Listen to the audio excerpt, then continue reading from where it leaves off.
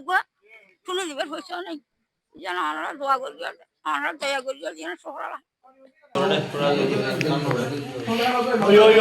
আপনার সহযোগিতায় কারো মানবতার ভরসা এই স্লোগানের সামনে রাখি বাঁশখালীর বন্যায় ক্ষতিগ্রস্ত পরিবারের পাশে দিয়ে চট্টগ্রাম সমিতি কাতার।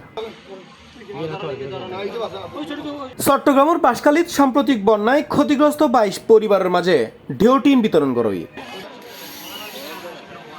শনিবার বেলে উপকূলীয় ডিগ্রি কলেজ মিলনায়তন চট্টগ্রাম সমিতি কাতারের উদ্যোগে ক্ষতিগ্রস্ত এসব পরিবারের হাতত ঢেউ টিন তুলি দেয়।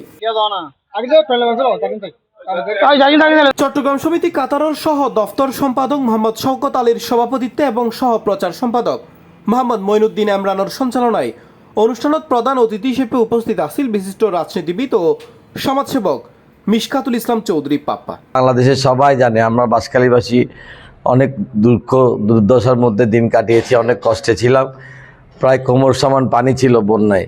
আল্লাহর রহমতে এগুলো কাটিয়ে আমরা এখন পুনর্বাসনের দিকে কাজ করছি। আমাদের এখানে অনেক ঘরবাড়ি বিধ্বস্ত, তো এগুলো আজকে তারা যেটুকু উদ্যোগ নিয়েছে তার জন্য তাদেরকে আমরা সাধুবাদ জানাই, তাদেরকে ধন্যবাদ জানাই। এই সময় টেলিকনফারেন্সের মাধ্যমে বক্তব্য দিয়ে চট্টগ্রাম সমিতি কাতারের সভাপতি ইসমাইল মনসুর ও সাধারণ সম্পাদক মোজাম্মেল হোসেন আমাদের যে ত্রাণ বিতরণের জন্য ঢেউ টিন বিতরণের জন্য আপনারা উপস্থিত হয়েছেন, আপনাদেরকে আমাদের কাতার চট্টগ্রাম সমিতির পক্ষ থেকে অসংখ্য অসংখ্য ধন্যবাদ। মাননীয় প্রধানমন্ত্রী জনাব তারেক রহমান কিছুদিন আগে এখানে গড় বিতরণ করছেন, তো আপনারা বাঁশখালীবাসী অতীব ভাগ্যবান। আল্লাহ রাব্বুল আলামিন আপনাদেরকে বন্যা দিছে, সেই সুবাদে মাননীয় প্রধানমন্ত্রী আপনাদেরকে এসে গড় দিয়েছেন, তো আপনারা আসলেই ভাগ্যবান।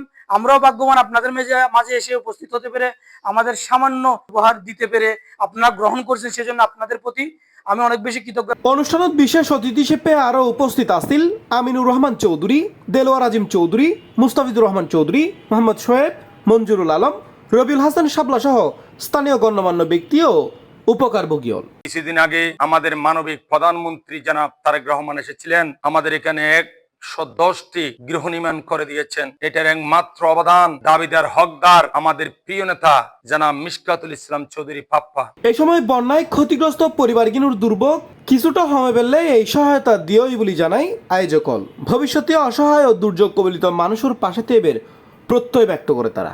আতুকা শুনে দিবার হয়েছে নেই যেন আমরা দোয়া করি আমরা দয়া করি যেন সহরা।